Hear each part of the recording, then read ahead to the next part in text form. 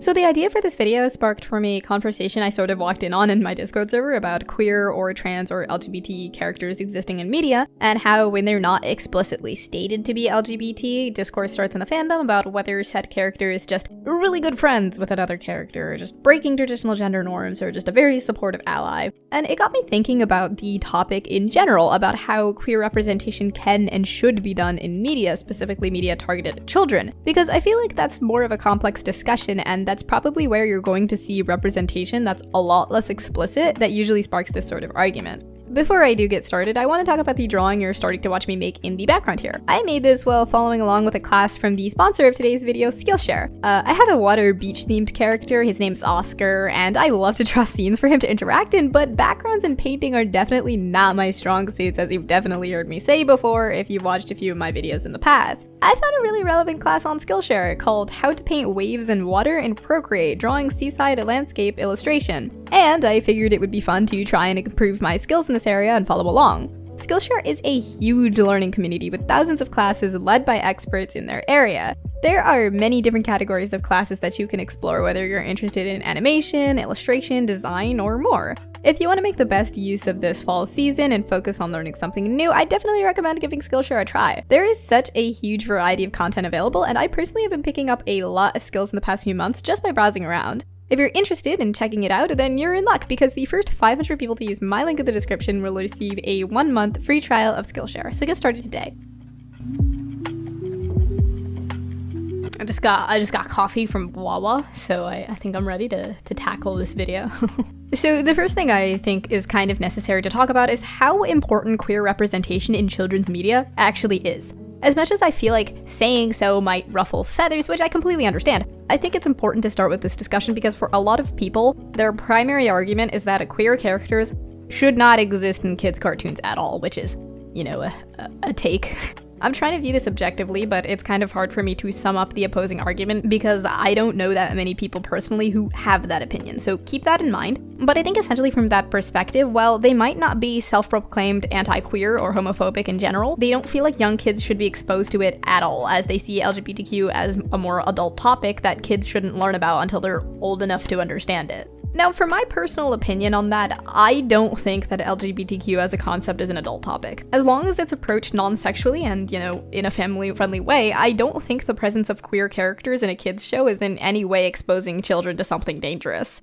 I feel like if you hold that opinion, it'd be the exact parallel of saying that including any character in any kind of romantic relationship, including heterosexual, is not kid-friendly, which does sound kind of ridiculous in my opinion. I mean, me personally growing up, I did think romantic scenes were dumb and gross, and sometimes I'd fast forward past them because it was uncomfortable for me to watch with my parents in the room, but you know, I think that boils down to family dynamic and just generally kids being more interested in Transformers and magical fairies than crushes and romance. If you think that non-sexual hetero-romantic relationships are normal to put in a kid's cartoon, but you think that non-sexual homo-romantic relationships are not safe for young children, then in my opinion your perspective is rooted in homophobia no matter how you choose to put it. Because it paints heterosexuality as the norm and it demonizes queer relationships as something wrong that you shouldn't talk about, which I don't want to get into detail why that's bad, because if that's something that you need to have explained to you, then you're not gonna benefit from watching this video. My friend Max put it pretty well. He said that, and I quote, "Queer rep is extremely important in kids' shows. If things like queer relationships, people of color, different family structures, etc.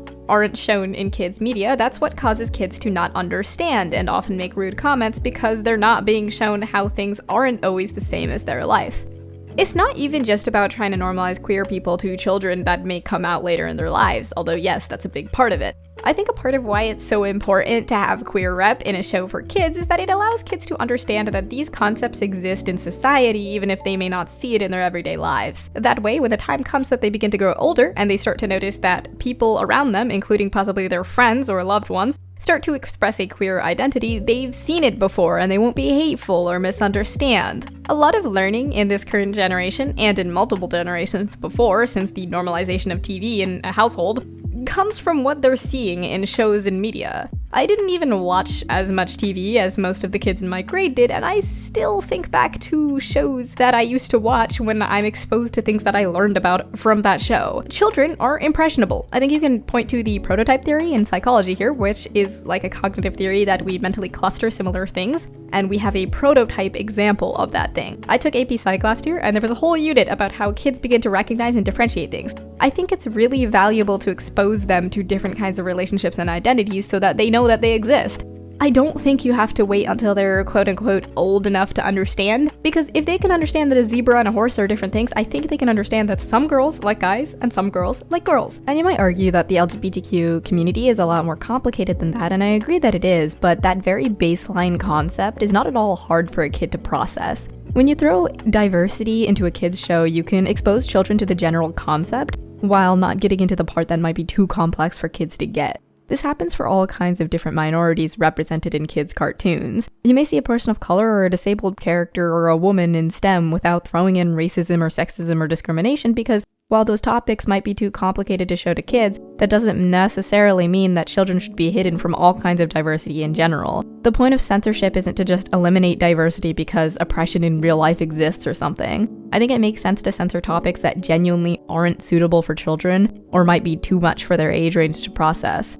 For media aimed at teenagers or young adults, it makes more sense to incorporate those topics into the discussion. I don't think it's brainwashing or something either, in my opinion. I can attest to the fact that young kids can understand LGBTQ concepts without it necessarily confusing them or exposing them to anything dangerous. My first exposure to the LGBTQ community was when I was growing up. I had a teenage neighbor across the street that ended up transitioning. For the longest time, I thought maybe they had adopted another kid, and I asked my mom, "Who's Tony?" as we passed by him, and she waved good morning to him on our way to school. And she explained to me that Tony was the same person I grew up with, he just changed his name and his gender. And I thought it was a little odd, but I didn't really care. I just moved on with my life. It wasn't that crazy weird to me, you know what I mean? He was still just some person that lived across the street. I didn't really care. But as I started meeting new trans people and such, I didn't need the concept explained to me anymore because I already knew by that point that some people did that, you know what I mean? Complete omission of LGBTQ in all kids shows that they're watching does say something to them. You also want to keep in mind here that in a lot of households, this isn't something that's going to be talked about much, if at all. Not even just because they're carrying homophobic ideals or anything, but just because if you don't live with a trans person or with a queer person, they might just not see it as an essential thing to bring up, and because of that, you might never learn about it if it's not on TV. I understand some parents are worried by the idea that, oh, what if they think they're gay, but they're not actually gay? But honestly, I see this as something of a non-issue. When I was a kid, I thought I was a superhero. I figured it all out, it's fine. If anything, I think it's more of a good thing than a bad thing. I think it's good to encourage kids to consider different aspects about themselves. That is the benefit of diversity in a kids show. It is not going to take over their whole life if they consider for 5 minutes that they might be same-sex oriented. It probably won't genuinely come up in a serious sense in their lives until they're in their teens. It's irritating to me to hear that argument get brought up because you wouldn't say the same about other types of diversity that are now normalized. You don't worry that if there's a black kid in a kids show that, what if they think they're black? Because who actually cares? Because they'll just ask you and you can say, no, we're f***ing Italian. Like, you don't worry that if there's a disabled kid in a wheelchair that, what if they think they're disabled? Because they can just ask you and you can say, no, you can walk, look down. Maybe one day they'll find out that they have a black grandma when they're older. Maybe one day they'll get hit by a bus and need a wheelchair. And maybe one day they'll want to kiss boys. It's not that deep. Maybe they'll question it for a few minutes when they're 5, but it's not going to come up again unless it actually needs to. Whatever you want out of your kid, if they end up finding the media they're watching relatable, then they just do. That's how it goes. I think it's important to bring up the factor that sexual orientation is not a choice, which is something that is often hard for people to wrap their head around from an outside perspective.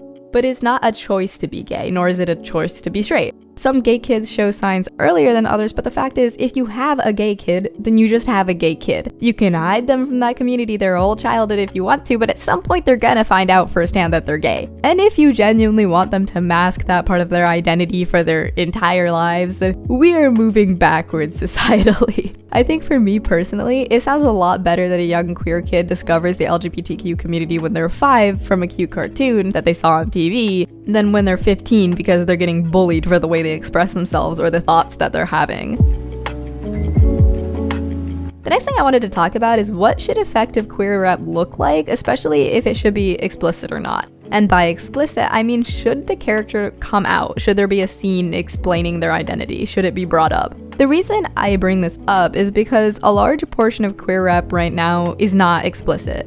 The most I might get is someone who worked on the show or like one of the voice actors or something saying that they wanted the character to be gay or trans or something, or maybe heavy implications that may resonate with the queer community currently but nothing outwardly stated. And the issue here starts to blossom from the fandom of the media. You got people who will ship two presumably queer characters or draw pride art of a presumably trans-identifying character, but then you have people who will start to fight back on this, accusing people of misinterpreting the relationship, pointing out that it was never explicitly stated to be official, widespread controversy on whether this character can be considered canonically queer, debates on what the heavy implications actually meant.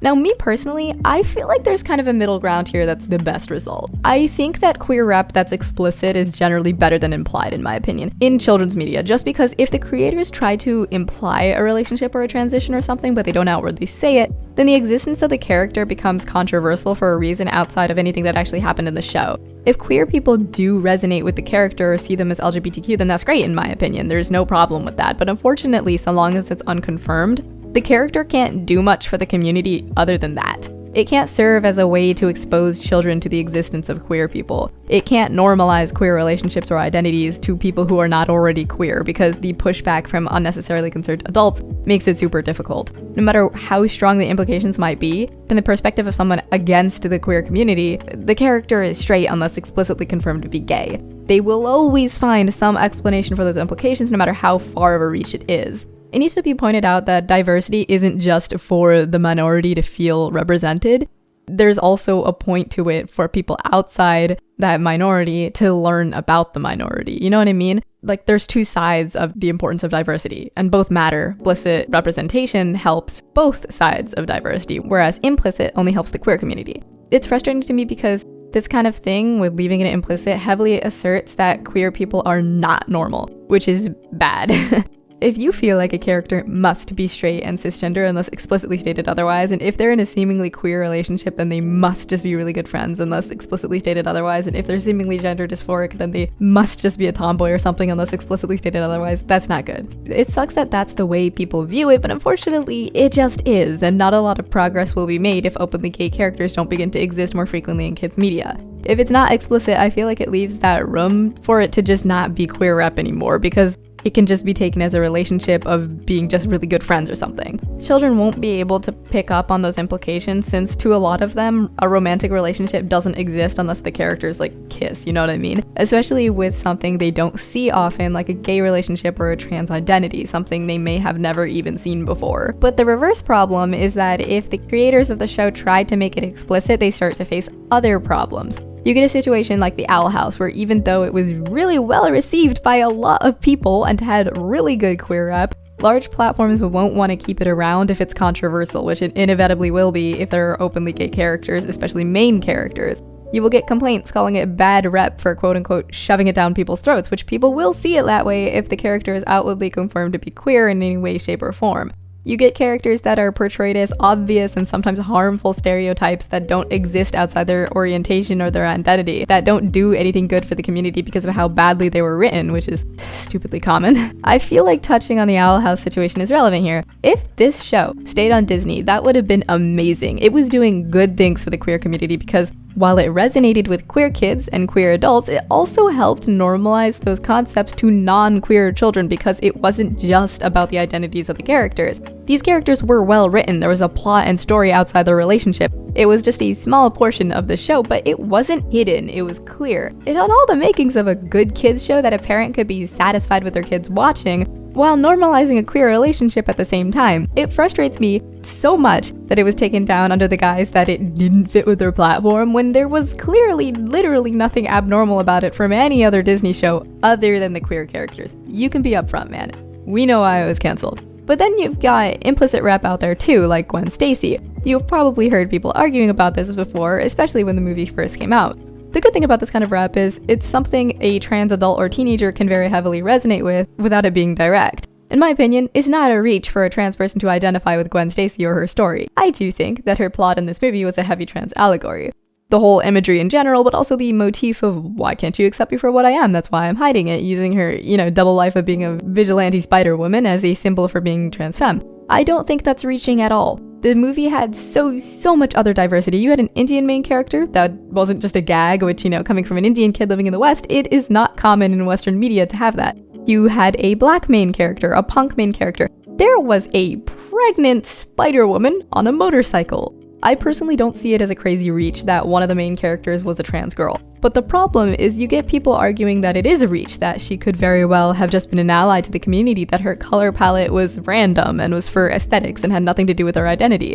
While these conversations shouldn't be violent or charged by anger, they just are. That's how it is. Because so long as she isn't explicitly stated to be trans, from a lot of people's perspective, that immediately means that she isn't, full stop. But the moment a character is explicitly queer, the media is now at risk for being cancelled or taken off of large platforms, no matter how generally good that it is. People will generally agree that Spider-Verse was a great series, but if there's a queer character, it is still at risk for being taken off of Netflix. The Owl House was generally agreed as a good show. It was still taken off Disney. That is a wider problem. That problem comes from the fact that at the current day and age, the LGBTQ community is not normalized enough in real life for it to be something that we are ready to see in media.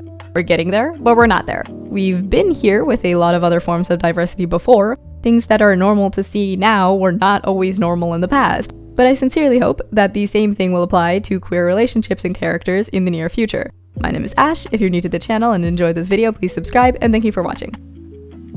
So that's all for today's video. I know this topic is very serious compared to what you'll typically see on my channel, but I hope that's okay and you still enjoyed it.